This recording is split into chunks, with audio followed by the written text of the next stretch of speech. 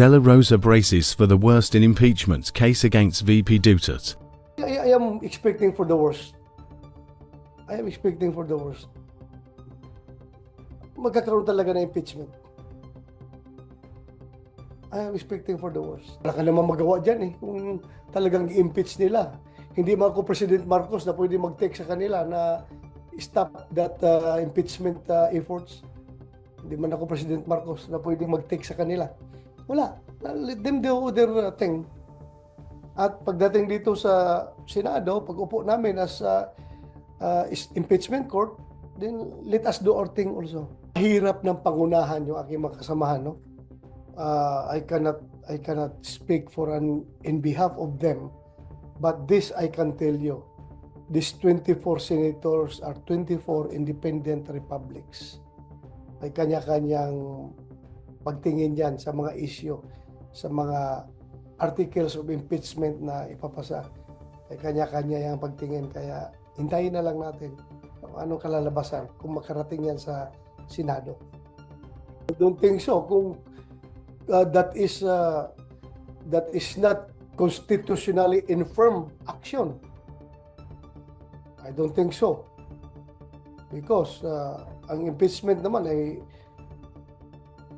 live yan sa during the session, hanggang may session pa. Kung mag-expire na yung Congress, then they have to file another impeachment the following year kung gusto nila, the following Congress. I don't see the rationale behind extending that to the next session despite the expiration of the present Congress entertaining that impeachment complaint. I will vote according to what the Constitution says. No? Pag sinabi na tapos na yung Congress na yan, para bang bill, di ba? That would, para measure man yung pinapasa na yan, di ba? Pag hindi na desisyonan during the current Congress, the next Congress, kung gusto mo ipagpatuloy, refile again.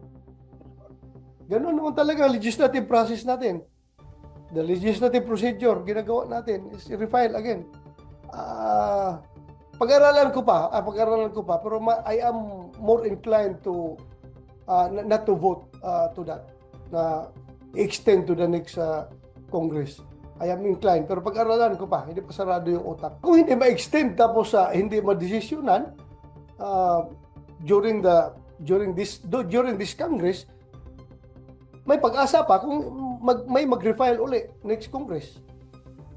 Ganon, we have to do our job. Trabaho man talaga namin yan to sit as a impeachment court. Kung hindi kami makakampanya, di lugi tayo. Bahala na taong bayan mag-decide in our absence doon sa kanilang komunidad na hindi tayo makapunta dahil ongoing ang impeachment. Hindi naman lahat ng tao nanonood ng TV. Pero lahat ng tao pwede mo puntahan kung you are free to go. Gusto mong pumunta sa mga barangay, gusto mong pasukin yung mga kabundukan, kahit na walang TV doon, walang signal doon, maharap mo yung mga tao. So may pros and cons din, may pros and cons. Lugi talaga, lugi. I can surmise. Talagang lugi kami. Nakaplano na yan nakaplano na yan. Well planned yan, well planned. Kaya we are preparing for the worst. Well planned yan. Sabi nga lang, kakapalabas lang yung text ng presidente nung araw na ito, kinabukasan, nandun na sila, nag-file na sila kaagad. From the very beginning, kahit harap siya o hindi, nakaplano na yung impeachment na yan. Nakaplano na yan. Hindi man yan mag-imbestiga kung walang balak na impeachment. Nakaplano na yan. Kahit naharap siya o hindi, pupunta talaga sa impeachment yan. Otherwise, kung wala silang balak impeach si Bibi Sara, hindi yan nag-imbestiga. Pinanghinayangan ko lang yung unit team ba, yung nagtutulungan noon. Unit team para nating binudol yung taong bayan. unit team noon, tapos ngayon nagtitirahan. Parang inisahan natin taong bayan doon sa eleksyon na yon. Tapos ngayon nagtitirahan. Yan lang ang panghinayang ko.